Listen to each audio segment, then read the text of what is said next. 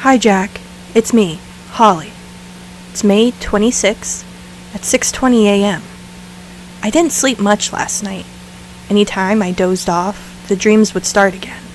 It felt like an endless loop all night, falling asleep, having those vivid dreams, and then startling awake, and then it all repeated again. I'm doing the breakfast shift down at the diner today because Rosemary said she needed the rest of the week off. She said her ankles are acting up again. She told me it felt like they were tied up, like they were tied with some thick rope, all frayed and scratchy. I tried not to look too long at her feet when she said it, because I have this horrible habit of picturing things too vividly, and then it'll stay with me all week. And I'm too tired for that, Jack. I can't talk too long this morning. I should be heading out the door now. The rain hasn't started yet, but the sky outside of my kitchen window looks pretty heavy, like it's holding an ocean, a deep dark one. I tried to imagine that some of the clouds were sharks, but I don't think my imagination's working too well this morning. The clouds just kept ending up like grotesque faces. But I wanted to tell you that this time, the dreams kept starting off in a different spot. I was down at the river this time, Jack.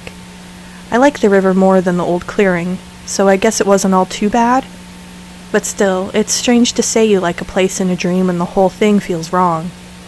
I'm gonna pour my coffee into a travel mug and pretend I'm a person who has her life together. I'll talk to you soon, Jack.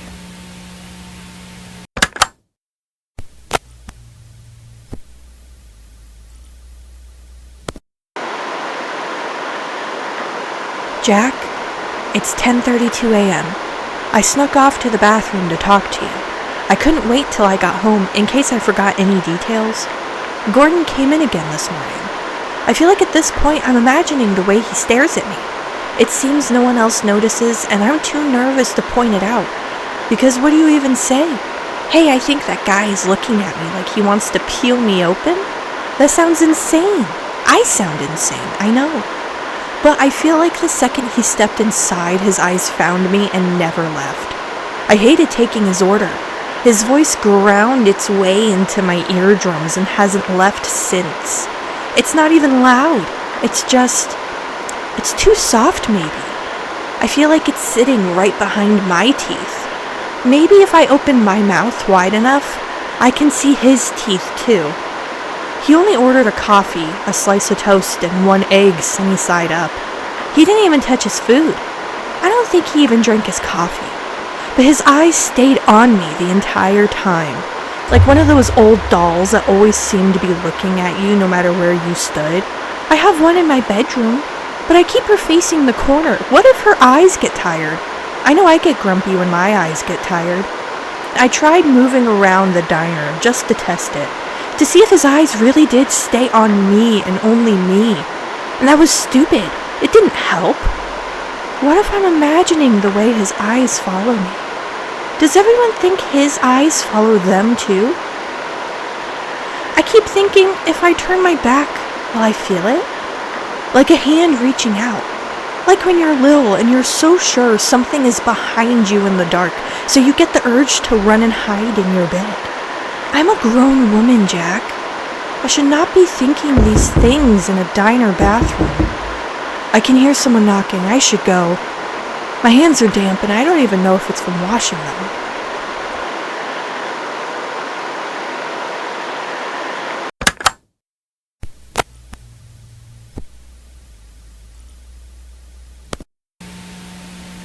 It's 3:20 p.m., Jack.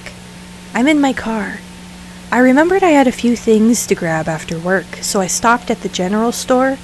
I found a new candy bar. I'm really excited to try it. It's dark chocolate, which you know is my favorite. It's in a deep red packaging and has a pretty script logo on it. It looks thin, but it says it has toffee pieces in it. I'll let you know if it's any good.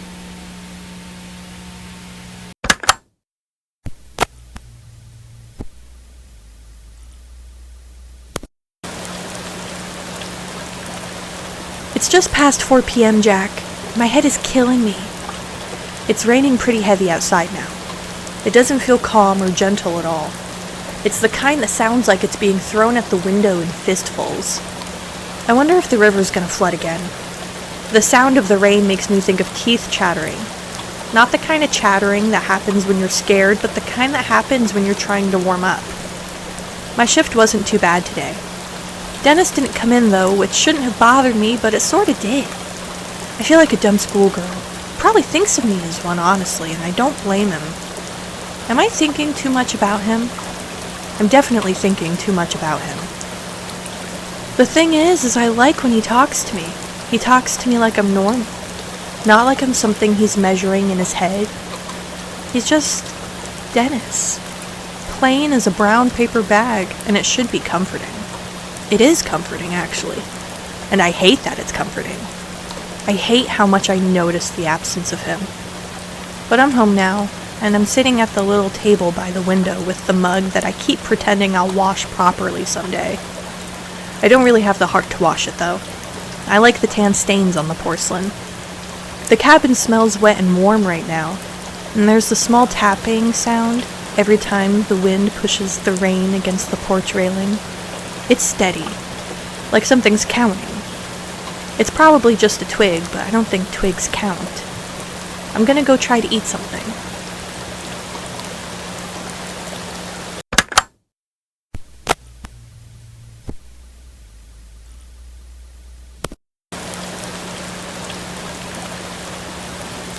Jack, it's 6:47 p.m. now. The rain is still pretty steady. It's fully dark outside, even though it doesn't feel like it should be dark this early in the night. It makes the windows look like black mirrors. I kinda like the reflection that stares back at me, though. I look more mysterious, like some girl awaiting her detective lover in a noir film. I heard meowing on the porch earlier. At first I thought it was the wind making a weird noise, like it was catching in the boards. But it did it again, and then again, and it was so small and sad that I couldn't ignore it. I opened the door, and the cold rushed in like it was mad at me. There was a cat, Jack. A sweet little cat. It was just sitting there on the porch like it belonged there. Like it always belonged. A little shape, just out of the rain, soaked and stubborn, its eyes reflecting the porch light. It looked at me, and it didn't move. Like it was waiting for me to do something it already had planned for me. I said hi out loud. I actually said hi out loud to a cat. I tried to lure it inside. I went soft with my voice, and I made that stupid little kissing noise people do. I held the door open, and I stepped back. I tried not to look too eager. It didn't work. The cat stood up and stretched like it had nowhere else to be, and then it sat right back down on the edge of the porch where the rain couldn't quite reach it. So fine, stay out there. Be wet and dramatic. I decided to call the little beast Anka. It feels fitting, and I'm not too sure why yet. Sort of sounds like a name that could be whispered, you know? I looked in the fridge, and I found the leftover roasted chicken from yesterday. It wasn't much, and it was probably really dry. I put some on a plate anyway, and I set it out on the porch. I expected the cat to bolt, or swat at me, or hiss, or disappear into the dark rain like it never existed. But it didn't. Anka watched my hands, it watched the plate, and then it ate like it's been waiting all evening for me to stop being stupid and finally give it a plate of dry chicken. I stayed in the doorway because I didn't want to scare it. I didn't want to breathe too hard. Isn't that ridiculous? I was holding my breath for a cat. After it ate, it didn't come in. It didn't even try to. It just turned in a tight little circle and tucked itself against the wall, near the door like it was guarding it. Or probably like it was using the heat leaking out. I'm gonna leave the porch light on tonight.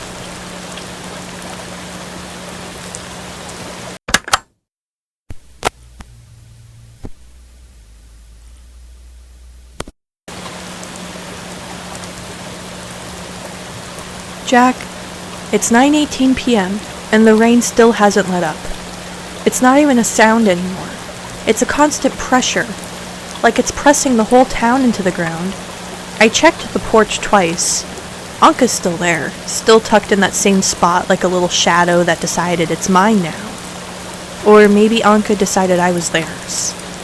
I put an old towel out there, not too close because I didn't want to push my luck. It sniffed it, looked at me like I'm the pathetic one, and then settled on it anyway. So I guess I did something right. I keep thinking about the river, Jack. I keep thinking about Gordon's eyes, too. And I hate even saying that, because then it becomes real in the air, and I can't pretend it didn't happen. I tried watching something on the television, but every time I changed the station, the same thing was playing.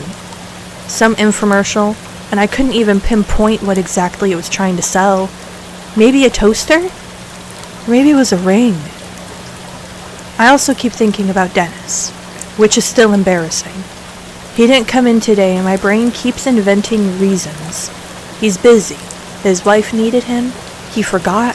He got sick. He's fine. He's probably fine.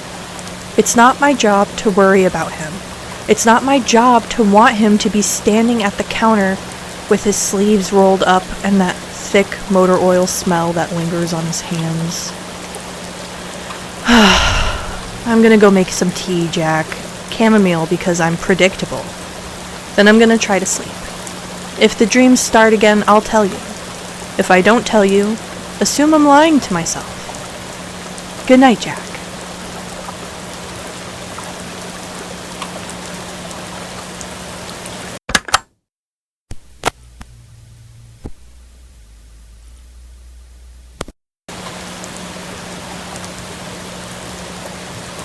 It's 1:03 a.m. and I'm not up because of the dreams, Jack, I promise. I woke up because I thought I heard something on the porch. Not meowing. Something else. A scrape. It sounded like something dragged on the wood. I laid there with my eyes open, waiting, holding my breath again like an idiot. When you're listening hard enough, every sound becomes suspicious. I had finally gotten up to check. I think it was just Anka shifting around on the towel. I think. The porch light made his eyes flash, and for half a second I didn't recognize his shape. My heart went straight into my throat. But then he blinked, and I felt stupid all over again. I'm sitting on the edge of my bed, with the door cracked so I can see the light I left on in the kitchen. I don't know why I need to see it. Like if I keep watching it, I'll stay safe from something. But I feel like if I keep staring at it, that something might dim the light, you know? Like if I keep looking at it, I'll manifest something horrible walking in front of it. And the river's in my head again, Jack. I can almost smell it. That cold metal smell water gets when it's too high and rough. I keep picturing it swelling up in the dark slope, deep and patient. I keep thinking about how in the dreams I had, it felt like it was watching me back. Maybe I'm just too tired.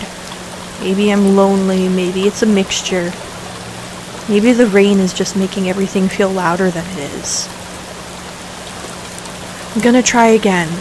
If I can't sleep, I'll sit here until morning, and we can pretend together that I just didn't feel like sleeping. Good night again, Jack.